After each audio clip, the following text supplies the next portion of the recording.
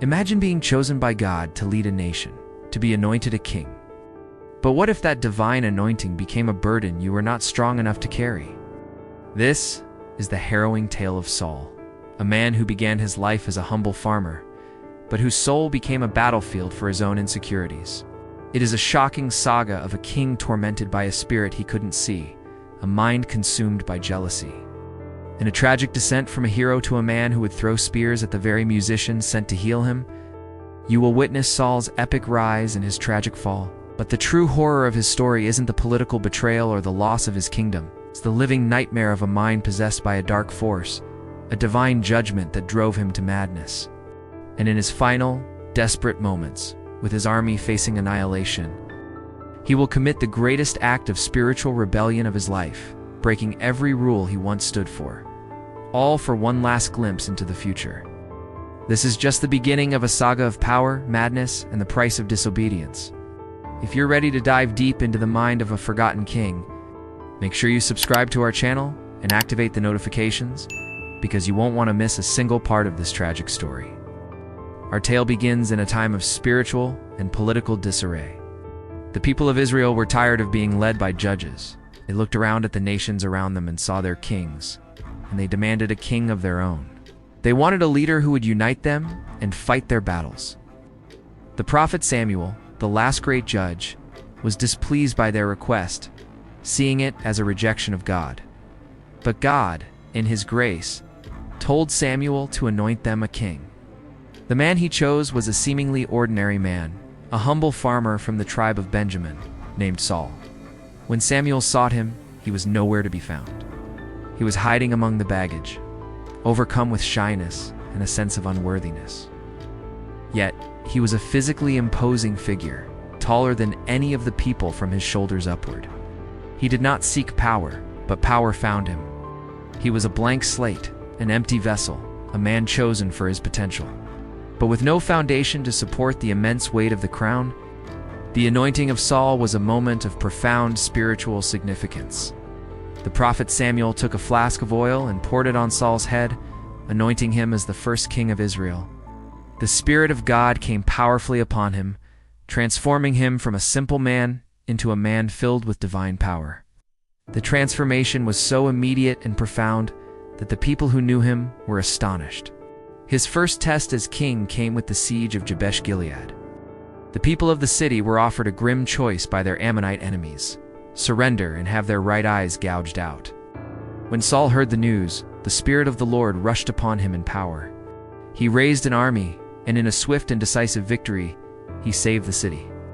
His first act as king was a heroic triumph, but what truly defined him was his humility. When some of his followers wanted to execute those who had opposed his kingship, Saul replied, "No one will be put to death today.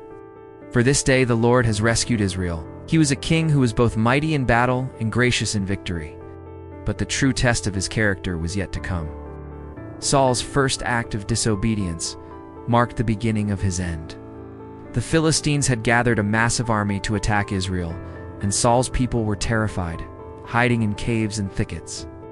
The prophet Samuel had given Saul a clear command: "Go ahead of me to Gilgal. I will surely come down to you to offer burnt offerings and fellowship offerings. You are to wait 7 days until I come to you. Then I will tell you what you are to do." But as the days passed, Samuel did not come. Saul's army began to scatter. In a moment of panic and impatience, Saul took matters into his own hands. He offered the burnt offering himself, an act of a priest, not a king. No sooner had he finished than Samuel arrived. The prophet's face was a mask of solemn disappointment. "What have you done?" he asked. Saul offered excuses, blaming the scattering army and Samuel's lateness. But Samuel saw through the excuses to the root of the problem: Saul's lack of faith and his overstepping of authority. "You have not kept the command of the Lord your God," Samuel declared. "Your kingdom will not endure." Saul's kingdom, built on divine grace, had just been condemned because of a single act of pride. The tragedy of Saul was not a single event. It was a slow, agonizing decline. His second act of disobedience sealed his fate. God commanded him to utterly destroy the Amalekites, a final judgment on a wicked people. The command was specific: "Do not spare them. Put to death men and women, children and infants, cattle and sheep, camels and donkeys." But Saul disobeyed. He spared the Amalekite king, Agag, and kept the best of the livestock, claiming he would sacrifice them to the Lord. When Samuel confronted him, Saul again offered excuses. But Samuel's famous rebuke cut to the core of his being. Does the Lord delight in burnt offerings and sacrifices as much as in obeying the voice of the Lord? To obey is better than sacrifice, and to heed is better than the fat of rams. Because of his disobedience, God regretted making Saul king. And then, the most terrible of all consequences fell upon him. The Spirit of the Lord departed from Saul.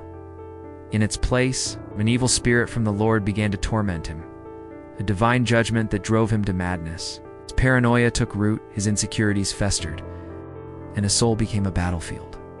Do you believe a single act of disobedience can have lifelong consequences? Let me know your thoughts in the comments, because for Saul, a simple choice changed his destiny forever. As the madness took hold, Saul's servants sought a solution. They recommended a young man who was a skilled musician, a man who could play the harp to soothe Saul when the evil spirit was upon him. The man they found was a humble shepherd, son of Jesse. His name was David. What Saul did not know was that David had already been secretly anointed by Samuel to be the next king of Israel. The very man sent to bring him peace was the man destined to take his crown.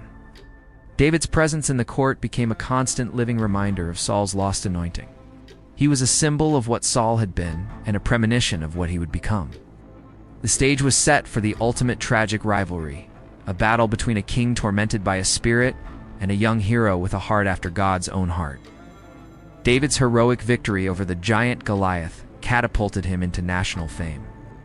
He became a beloved hero of the people. The women of Israel sang, "Saul has slain his thousands, and David his 10,000s." This song, meant to honor the king, became a torment to him. Saul's jealousy, fueled by the evil spirit, consumed him. What more can he get but the kingdom? He raged. From that moment on, Saul saw David not as his champion, but as a threat. The peaceful music that once soothed his soul now enraged him. Twice, as David played his harp, Saul, in a fit of paranoid fury, hurled his spear at him, attempting to pin him to the wall. He became obsessed with eliminating David, offering him his daughter Michal in marriage, but with a deadly condition. When David continued to be successful, Saul's madness grew, and he began to plot openly against him, setting the stage for a long and agonizing chase. The hunt for David became Saul's obsession, a descent into madness that would consume his kingship and his soul. He sacrificed his sanity, his integrity, and his kingdom to pursue a man who was already anointed to be king. He became a king without a kingdom, a leader without a purpose, an army dedicated to a personal vendetta. He abandoned his royal duties and chased David across the wilderness, a paranoid ghost in his own land. He became a man who would throw spears at his own son, Jonathan. For defending David, he would commit a terrible act of spiritual rebellion, ordering the massacre of 85 priests of the Lord for helping David. He was no longer the humble hero from the tribe of Benjamin. He was a man consumed by his own inner darkness, a slave to the evil spirit that tormented him. He was a tragic figure, his once great potential now rotting in the wilderness. The final chapter of Saul's life was written in blood. The Philistines, sensing Israel's weakness, gathered for a final, decisive battle. Saul, in a state of utter desperation, was terrified. He had lost his connection to God. In his darkest hour, he made a final, desperate act of spiritual rebellion. He sought out a forbidden medium, a witch at Endor, begging her to conjure the spirit of the deceased prophet Samuel, all for a final piece of advice. The spirit of Samuel appeared and gave him a grim prophecy. "The Lord has turned away from you and has become your enemy. He has torn the kingdom out of your hands and given it to your neighbor David. The Lord will deliver you and Israel into the hands of the Philistines. Tomorrow you and your sons will be with me." The next day the prophecy was fulfilled. Israel was utterly defeated. Saul's sons were killed in the battle. Saul himself was mortally wounded, and in a final act of despair he fell on his own sword, fulfilling his destiny as a man who brought ruin upon himself. The Philistines found the body of Saul and his sons on Mount Gilboa. They cut off his head and nailed his body to the wall of Beth Shan, a final act of mockery and humiliation. His life had ended in disgrace, but the final chapter of his story holds a flicker of grace.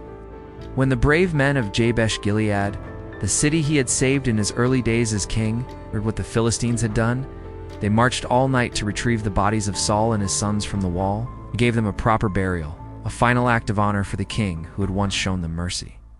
It was a tragic end to a life of wasted potential, but a testament to the complex legacy he left behind. His story is a powerful reminder that even in the darkest of lives, there is still room for an act of grace.